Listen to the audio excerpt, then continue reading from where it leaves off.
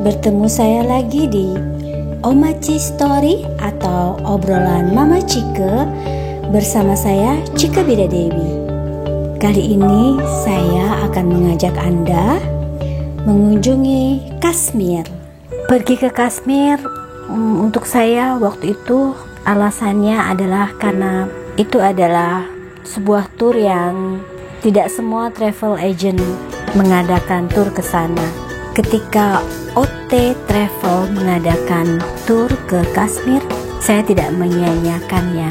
OT Travel sangat profesional, jadi pada waktu itu saya memutuskan ikut karena biaya yang tidak tinggi, juga destinasi yang langka ya, Kashmir. Menuju Kashmir tentu saja kita harus punya visa ya, dan pihak OT sudah mengurus semuanya. Jadi waktu itu kami terbang lewat Thailand ya. Kami menggunakan penerbangan malam menuju Kashmir, harus melalui New Delhi tentu saja, karena belum ada penerbangan langsung dari Jakarta menuju Kashmir Srinagar, itu belum ada. Kami bermalam di New Delhi satu malam, lalu pagi-pagi kami berangkat dari New Delhi menuju Srinagar. Itu perjalanan yang memakan waktu hanya sekitar 1 jam 25 menit. Saya duduk di bangku dekat jendela ya. Pemandangan di luar tuh begitu menakjubkan. Saya hanya sempat melihat pegunungan Himalaya, maksudnya area sub Himalaya ya, sekitar 5 menit dah. Mendarat di Srinagar Airport itu memang screeningnya ya ketat ya.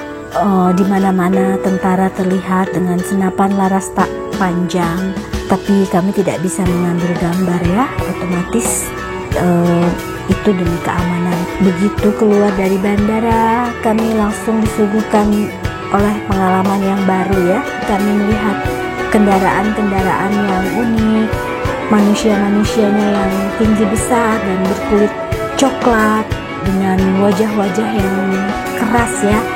Mungkin karena kehidupan yang tidak mudah, padahal aslinya mereka adalah manusia-manusia yang ramah, baik hati, dan penolong sekali ya. Mereka membawa koper-koper tanpa disuruh, mereka membantu kami tanpa diminta.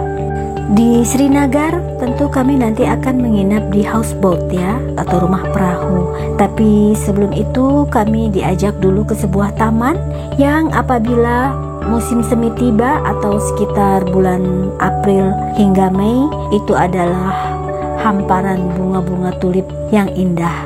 Kebun-kebun tulip yang terkenal atau bisa disebut terbesar se-Asia Tenggara. Tapi karena kami tiba di sana bulan Maret, maka kami tidak melihat bunga tulip, tapi kami melihat gunung dari kejauhan dengan danau yang cantik, juga pohon-pohon yang buat saya itu seperti meranggas ya, pohon-pohon musim gugur, tidak ada daunnya, hanya batang-batang, tapi untuk saya tetap saja itu cantik. Dan saya juga suka dengan suasana di luar taman itu. Banyak pedagang-pedagang ramah yang menjual barang-barang dagangan seadanya. Betul-betul seperti suasana mungkin tahun 70-an ya. Dari sana kami diajak ke Masjid Hajrat Bal yang dibangun pada tahun 1600-an dan dipercaya memiliki rambut yang mereka percaya bahwa konon itu adalah rambut dari Nabi Muhammad Sallallahu Alaihi Wasallam. Sayang waktu itu kami tidak dapat masuk ke dalam masjid, dan kami sempat menikmati area di luar masjid yang ya jika bisa dibilang kumuh mungkin ya, karena banyak pengemis dan suasana pasar yang entahlah, karena mungkin baru pertama kali saya pergi ke daerah India. Itu adalah area atau pengalaman atau pemandangan yang buat saya itu baru pertama kali saya melihatnya. Tetapi so far jika Anda mau berbelanja kaos kaki, sarung tangan dan lain-lain yang sangat dibutuhkan, karena meskipun sudah bulan Maret tetapi suhu dingin, harganya miring sekali, sangat murah. Hampir sore ketika kami menuju ke houseboat atau rumah perahu. Houseboat yang akan kami tempati selama 3 hari 2 malam adalah bernama Shangri-La, tetapi jangan membayangkan Shangri-La yang berarti surga atau hotel-hotel Shangri-La seperti yang kita lihat di kota-kota besar di Indonesia, karena begitu mobil yang kami kendarai parkir, begitu kendaraan yang kami kendarai parkir di halaman belakang, itu adalah sebuah perkampungan dengan tanah lapang yang becek, dan ya kami agak surprise ya. Tapi begitu kami disambut oleh keramahan seorang bapak tua yang akan mengurus kami dan melihat keindahan danau, melihat keindahan yang ada di depan, kami dapat segera melupakan segalanya. Ketika kami selesai dengan pembagian kamar dan melihat-lihat suasana di dalam, saya memutuskan keluar dari house. Saya memutuskan menikmati pemandangan alam. Saya memutuskan menikmati pemandangan di luar houseboat sendirian. Waktu itu udara cukup dingin ya, dan hari menjelang malam di mana lampu-lampu sudah mulai dinyalakan.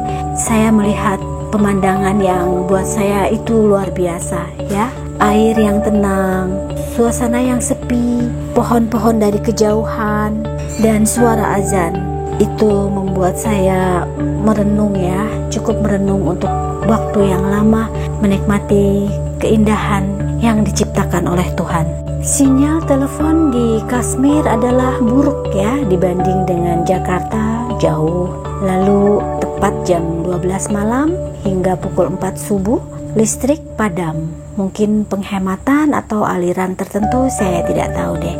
Kashmir dengan hampir 13 juta jiwa penduduknya dan 67%-nya adalah Muslim. Anda tidak akan heran jika di mana-mana jika mendengar suara pengajian pada dini hari. Esok paginya saya bangun dengan semangat ya.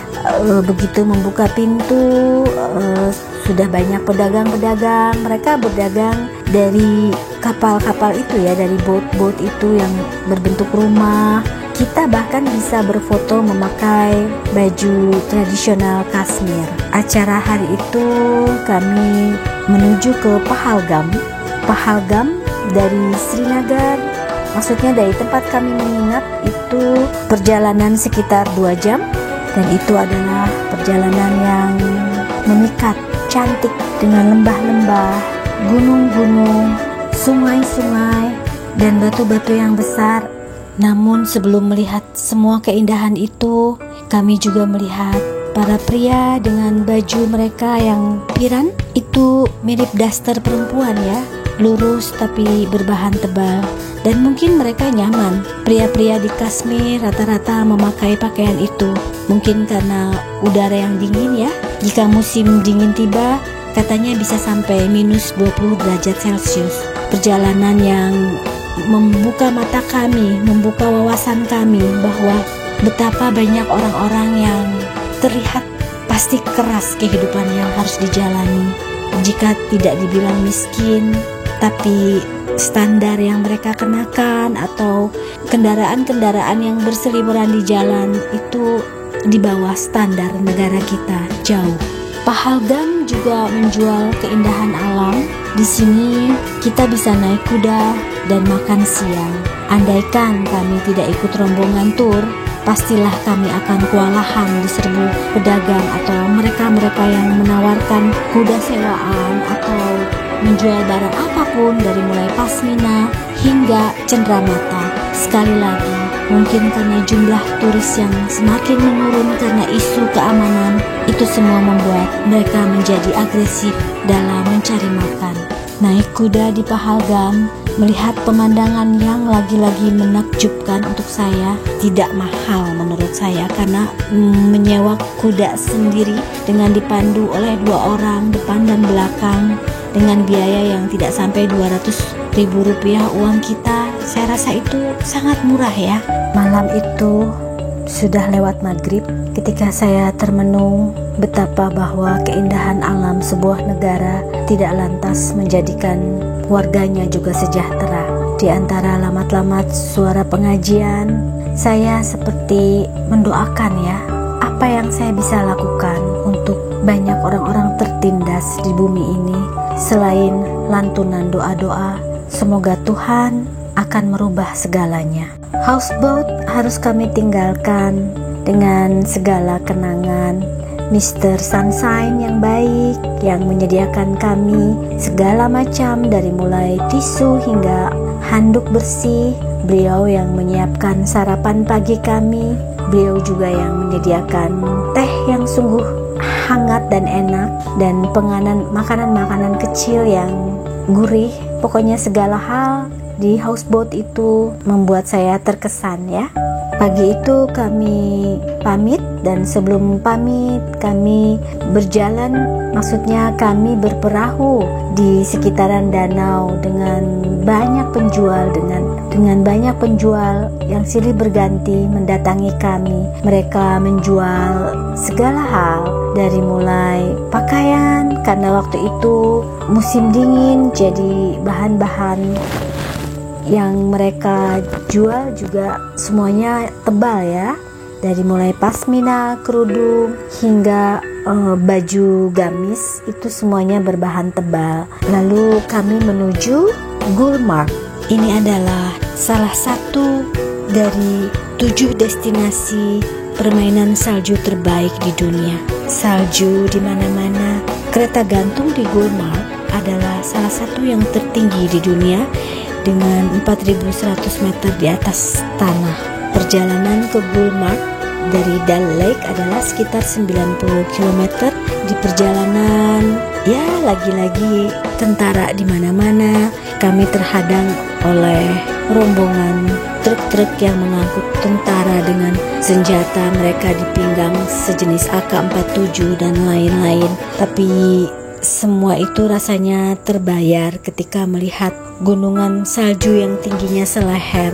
Oh ya, sebelum tiba di Gulmarg, biasanya para turis akan berhenti di Tangmark, itu desa terakhir di Gulmarg, untuk berhenti sejenak, memberikan kesempatan kepada para wisatawan untuk menyewa peralatan dari mulai pakaian hingga sepatu, karena tidak semua sepatu yang dikenakan peserta adalah sepatu salju, dan biaya penyewaan sepatu di sana juga relatif murah ya.